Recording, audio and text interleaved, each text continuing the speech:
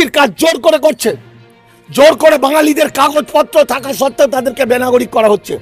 আজকে আসাম থেকে দিনহাটাতে একটা পরিবার, সেই পরিবারের ছেলেটির উত্তম, সম্ভবত কি একটা নাম, রাজবংশী, তার জন্ম ভারতবর্ষে, তার জন্ম, তার 50 বছর আগে জন্ম হয়েছে, তার বাবা এখানে, সে এখানে, কিন্তু তার কাছে চিঠি চলে এসছে ফরেন ট্রাইব্যুনালের। 15 জুলাইয়ের মধ্যে সে দেখা না করলে তাকে ডিটেনশন ক্যাম্পে ফেলবে এবং তাকে পুশব্যাক করবে। যেহেতু সে আইনে ফেসে গেছে, তার 10 লাখ টাকা ফাইন এবং 7 বছর জেল, তারপর পুশব্যাক। এই আইন ভারতবর্ষে হয়েছে। এই পুলিশ ঠিক করছে কে নাগরিক কে নাগরিক নয়। তাহলে এর জন্য দায়ী অমিত শাহ। গ্রেফতার করতে হবে অমিত শাহকে, কারণ দিল্লির সরকারের বাপের ক্ষমতা নেই অমিত শাহের কথা ছাড়া তারা এই অপরাধগুলো করতে পারে। অমিত শাহ একটা ভোট দেয়, নরেন্দ্র মোদী একটা ভোট দেয়, এই যাদেরকে পুশব্যাক করেছে তারাও একটা ভোট দেয়, তাদের এই ভারতবর্ষের সমান অধিকার।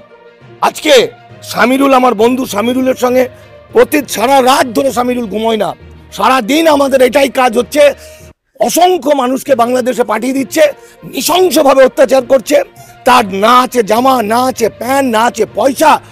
একমাত্র বাংলাদেশে যখন যাচ্ছে, বাংলাদেশ যেহেতু একটু মানবিক জায়গা, ফলে ওরা এদেরকে জল টল দিচ্ছে, বাংলাদেশের মানুষরা খেতে দিচ্ছে। দুটো ঘটনা এখন আমাদের নজরে রয়েছে। একটি হচ্ছে একজনকে আসাম থেকে এনআরসির জন্য কাগজ পাঠানো হয়েছে, উত্তম কুমারকে, এবং আরেকটা ঘটনা, দিল্লিতে কাজ করতে গিয়েছিল বীরভূম থেকে দুটি পরিবার, সে দুটি পরিবারের মধ্যে 6 জনকে আটক করে বাংলাদেশে পাঠিয়েছে, তারা কলকাতা হাইকোর্টের দ্বারস্থ হয়েছে। কি বলবেন পুরো বিষয়টাকে নিয়ে? দেখুন, আজকে গত 6 মাস ধরে এই ঘটনাটা ঘটছে। বাঙালি পরিযায়ী শ্রমিক বা বাঙালি গরিব মানুষ, সে ভারতে যেখানেই কাজে যাচ্ছে তাকে ধরে নোম্যান্স ল্যান্ডে ফেলছে, টর্চার করছে, মেয়েদের উপরে টর্চার করছে বর্ডারে। এখন ঘটনা হলো যে আসামের এনআরসিতে 19 লক্ষ মানুষ এনআরসি ছুট হয়েছে। তাহলে ভারতের সংবিধান অনুযায়ী আসামে এনআরসি হয়েছে, ভারতের আইন অনুযায়ী ওখানে এনআরসি হয়েছে। তাতে এই মানুষগুলোকে বেনাগরিক বা আইনের পুরো রায় বেরোতে সময় লেগে যাচ্ছে। আজকে 19 লাখের মধ্যে 5-6 লাখ হাজারও হয়নি, তাহলে বাকি 19 লাখের করতে গেলে 200 বছর 300 বছর লেগে যাবে। এটা আইন, মানে এই যে আদালত মানে ভারতবর্ষের সংবিধান অনুযায়ী। কিন্তু আমার আজকে বাংলার কথা বলার জন্য বাঙালি হিন্দু মুসলমানদের, যারা যুগ ধরে বাস করছে ভারতবর্ষে, যাদের বাপ দাদু, তার বাবা বাস করছে, তাদেরকে কোনো আদালতে নিয়ে না গিয়ে, কোনো আইনের দিকে না গিয়ে, কোনো সংবিধানকে ওপর নির্ভর না করে, মাত্র পুলিশ, অশিক্ষিত কিছু পুলিশ, সেই পুলিশ ঠিক করছে কে নাগরিক নয়। তাহলে এর জন্য দায়ী অমিত শাহ। গ্রেফতার করতে হবে অমিত শাহকে, কারণ দিল্লির সরকারের বাপের ক্ষমতা নেই অমিত শাহের কথা ছাড়া তারা এই অপরাধগুলো করতে পারে। অমিত শাহ একটা ভোট দেয়, নরেন্দ্র মোদী একটা ভোট দেয়, এই যাদেরকে পুশব্যাক করেছে তারাও একটা ভোট দেয়, তাদের এই ভারতবর্ষের সমান অধিকার। আজকে সামিরুল, আমার বন্ধু সামিরুলের সঙ্গে সারা রাত ধরে সামিরুল ঘুমোয় না, সারা দিন আমাদের এটাই কাজ হচ্ছে, অসংখ্য মানুষকে বাংলাদেশে পাঠিয়ে দিচ্ছে, নৃশংসভাবে অত্যাচার করছে। তার না আছে জামা, না আছে প্যান্ট, না আছে পয়সা। একমাত্র বাংলাদেশে যখন যাচ্ছে, বাংলাদেশ যেহেতু একটু মানবিক জায়গা, ফলে ওরা এদেরকে জল টল দিচ্ছে, বাংলাদেশের মানুষরা খেতে দিচ্ছে, এবং বাংলাদেশের যারা তাদেরকে সঙ্গে নিয়ে তাদেরকে বাড়িতে ফেরত দিচ্ছে, বাকি মানুষগুলোকে ভারত সরকারের সঙ্গে যোগাযোগ করছে। কিন্তু ভারতের এই কুলাঙ্গার সরকার, অমিত শাহ, নরেন্দ্র মোদীকে আগে গ্রেপ্তার করতে হবে।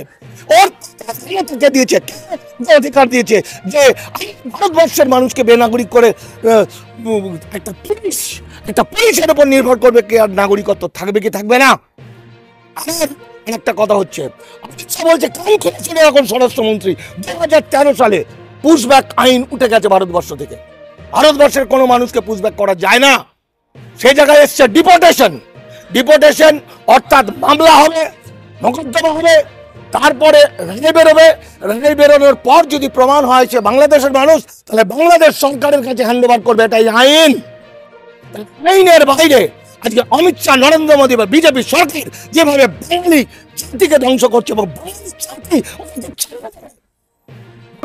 ছেড়ে না, যেভাবে বাঙালিদেরকে বেনাগরিক করছে এবং যেভাবে বাঙালিদের উপর অত্যাচার করছে বিভিন্ন বাঙালি থাকবে না অমিত শাহ নরেন্দ্র মোদী বিজেপি থাকবে, তার দিন এসে গেছে। আজকে আজকে মুখ্যমন্ত্রী একটা টুইট করেছেন, সেই মুখ্যমন্ত্রীর টুইটে দেখা যাচ্ছে বলছেন আজকে বাংলায় এনআরসির কাজ জোর করে করছে, জোর করে বাঙালিদের কাগজপত্র থাকা সত্ত্বেও তাদেরকে বেনাগরিক করা হচ্ছে। আজকে আসাম থেকে দিনহাটাতে একটা পরিবার, সেই পরিবারের ছেলেটির উত্তম সম্ভবত কি একটা নাম রাজবংশী, তার জন্ম ভারতবর্ষে, তার জন্ম তার 50 বছর আগে জন্ম হয়েছে, তার বাবা এখানে, সে এখানে, কিন্তু তার কাছে চিঠি চলে এসছে ফরেন ট্রাইব্যুনালের, 15 জুলাইয়ের মধ্যে সে দেখা না করলে তাকে ডিটেনশন ক্যাম্পে ফেলবে এবং তাকে পুশব্যাক করবে। যেহেতু সে আইনে ফেসে গেছে, তার 10 লাখ টাকা ফাইন এবং 7 বছর জেল, তারপর পুশব্যাক, এই আইন ভারতবর্ষে হয়েছে। তাই আমি আবার বলছি, বাঙালির হিন্দু হোক, মুসলমান হোক, সিপিএম হোক, কংগ্রেস হোক, তৃণমূল হোক,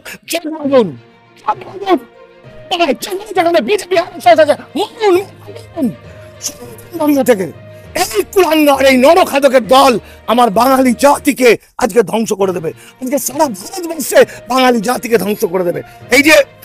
এই যে যাদের এখন যে খবরটা শুনলাম, বীরভূম থেকে কয়েকজন এসছেন, একজন স্ত্রী, তিনি অন্তঃসত্ত্বা, তার একটা ছোট বাচ্চা, জানি না তারা এখন কেমন আছে, কোথায় আছে, কি খাচ্ছে, তার স্বামী তাদেরকে অত্যাচার করে পুশব্যাক করে নো ম্যানস ল্যান্ডে ফেলে দিয়েছে। এত বড় অমানবিক কাজ, তার মানে বলবো আমার ভারতবর্ষের সংবিধান এখন আছে? ভারতবর্ষের সংবিধান কোলাপস, ভারতবর্ষের আইন কোলাপস হয়ে গেছে, ভারতবর্ষের আদালত ধ্বংস হয়ে গেছে, নেই, কিচ্ছু নেই, শুধু নরেন্দ্র মোদী, অমিত শাহ। আগে অ্যারেস্ট করতে হবে, নরেন্দ্র মোদীকে আগে অ্যারেস্ট করতে হবে।